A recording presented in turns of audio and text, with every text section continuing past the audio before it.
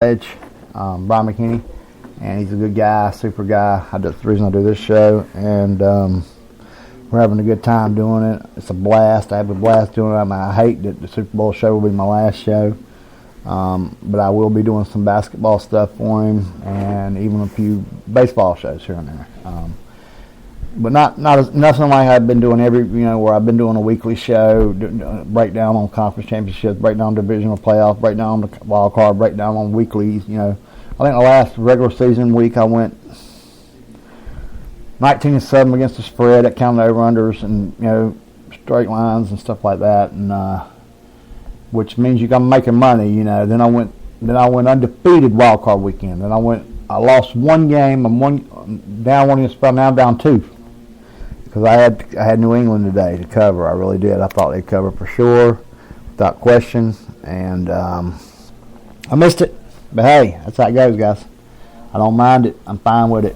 Because I was pulling for Peyton anyway. I really was.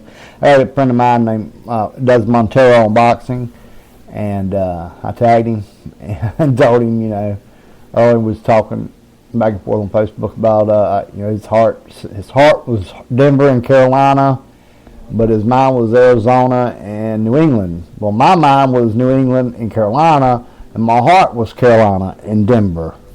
All right, and you're always supposed to follow. They say follow your heart, but no, I always follow my head. My head got me in trouble today. I got to eat crow on that. I got to say it. I got it wrong. I did. I got it wrong. As far as New England goes. The Tom Brady that I expected did not show up. Nothing against Tom. Tom is one of the arguably the greatest player of all time. Greatest quarterback ever. He's been to 11 conference championships games, okay? Or 10 or 11, something like that. I'm not sure off the top of my head, but he's been to 6 Super Bowls. Won 4 of them. Should have won all 6. You want to know the truth about it? He really should have. Peyton's been to what? 1, 2. He's been to. This be his 3rd Super Bowl. Been to. Okay, yeah. I know he's won. I think he's won the Super Bowl. And no, he's 2. He's won 2 in the Super Bowl because he lost to New Orleans.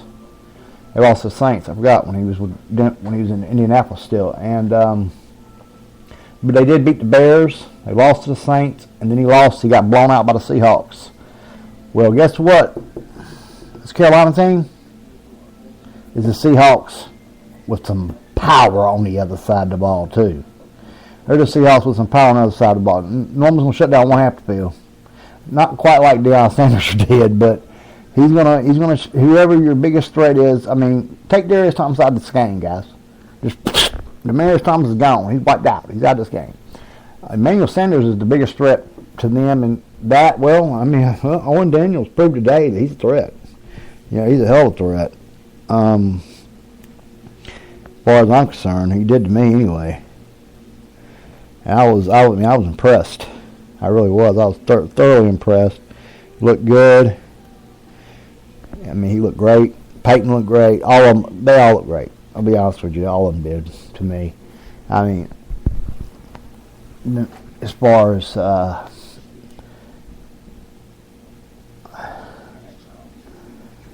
they didn't have to come back and win this game. Denver had control of the game the whole time. If I'm not mistaken, it seems like. Yeah, oh yeah. I didn't get to watch it all. I had to miss some up because I had to had a couple of interviews to do on some live stuff. And they staved off a 4-quarter comeback. It was a pretty good comeback by New England there toward the end. I say that, but they only scored 6 points. They scored 9 in the second half it was 17-9 at halftime, I think. And they doubled the score. So they doubled up pretty much, and whereas Denver only scored 3. And it was still, Denver had a field goal, a 31-yarder by McManus or whatever his name is. I can't ever remember this guy. These field goal kickers, you almost forget about them. You really do.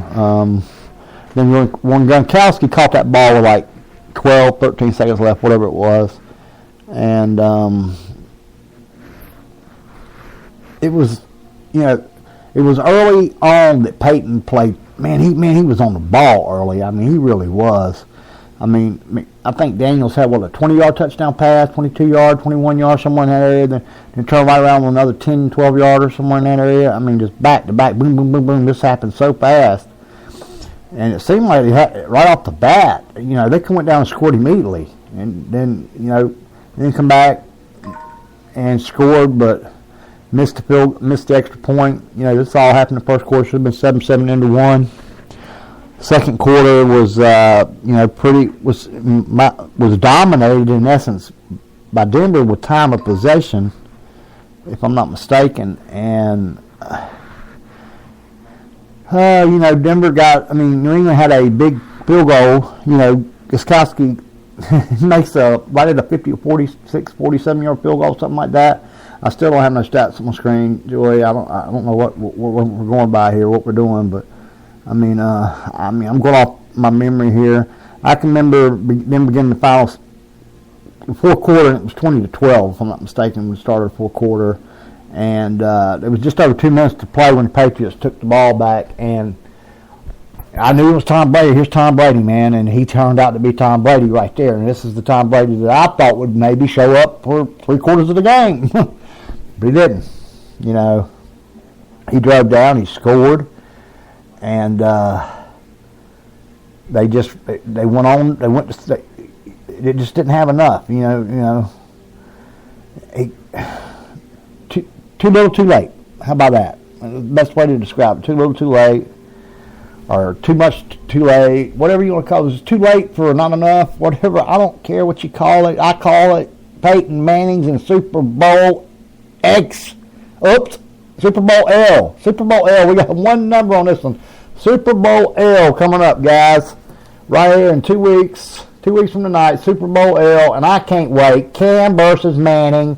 Let's get it on. You know what I mean? Let's get it on. I'm so excited. I want Peyton to win, and, kind of, but I think Cam's going to school him. I really do. I think Cam Newton is the truth. I mean, I said this a couple of years ago, and people laughed at me because, but look at his rookie statistics, and come back and tell me that he didn't have him. He everything Manning did as a rookie, or Andrew Luck has, I think, since passed some of them records. But but Cam had some crazy numbers as a rookie. And yeah, he had people say, the sophomore jinx, blah blah blah. You should never have been the first pick in the NFL, blah blah blah. Well, today when they played in the conference championship game, him and Carson Palmer, it was the first time Heisman Trophy winners had faced off in a conference championship game as quarterbacks, like that. And you'll think about that and you go, well, wait a minute, Brady and Manning's two of the greatest quarterbacks of all time. Well, yeah, they are, but neither one of them won the Heisman. Hell, pick number what do they call? What is Brady famous for? Pick 199, something like that. Sixth round. He's a 6th-round pick. But he proved that he was a beast. Peyton just took off, man.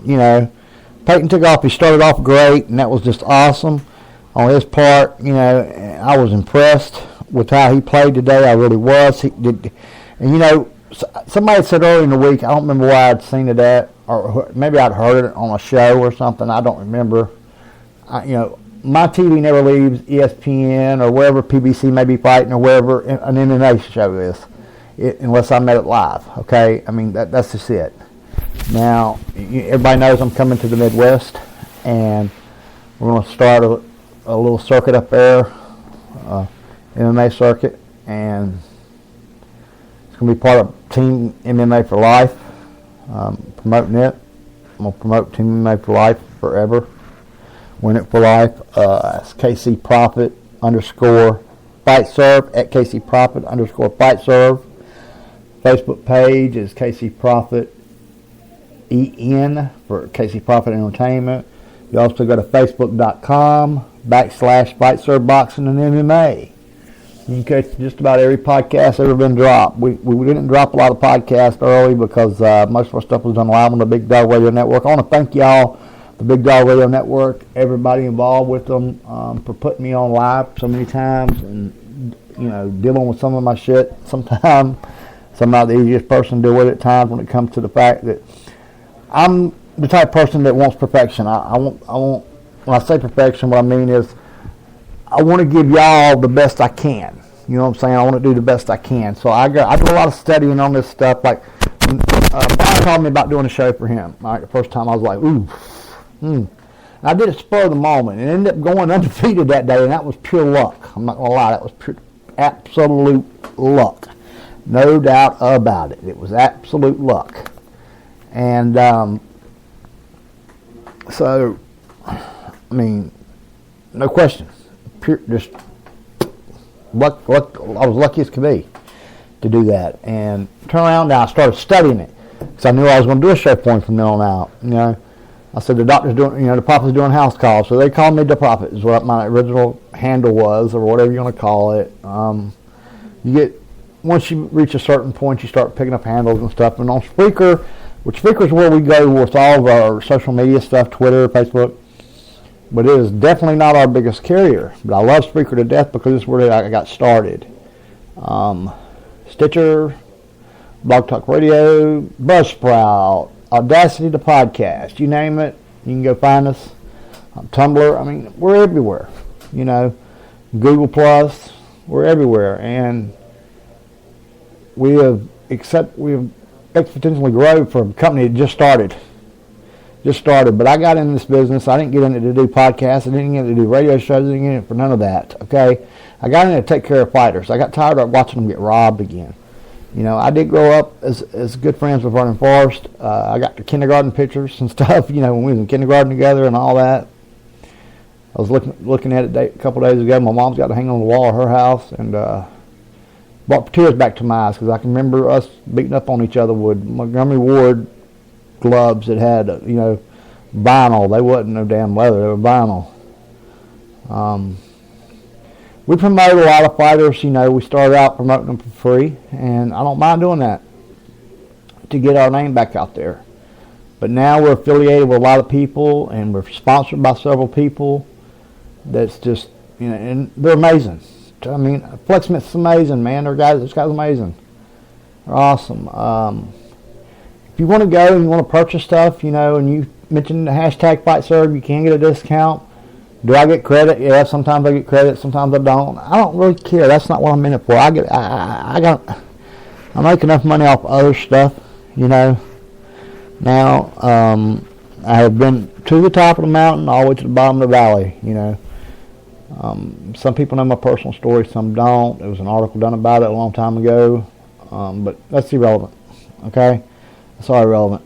I'm back. I didn't expect to be doing this. I am not going to lie. This was totally unexpected by me, and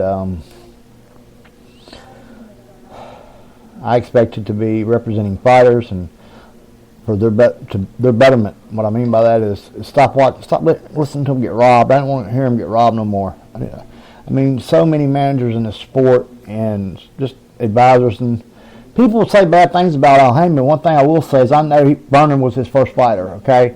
He took care of Vernon. He was good to Vernon. Paul Williams is another one from right here in Augusta, Georgia. Well, he lives in Augusta, Georgia. He lives in Grovetown, actually, if I'm not mistaken. He took care of him. I mean, he called him all the time when he was in the hospital, you know, after he had that motorcycle wreck and stuff. He was good to him. Do I have an issue? I have one issue with Al, and I'm not going to air that over there. But that's it. But Al's cheaper than anybody is, other than FightServe Boxing MMA.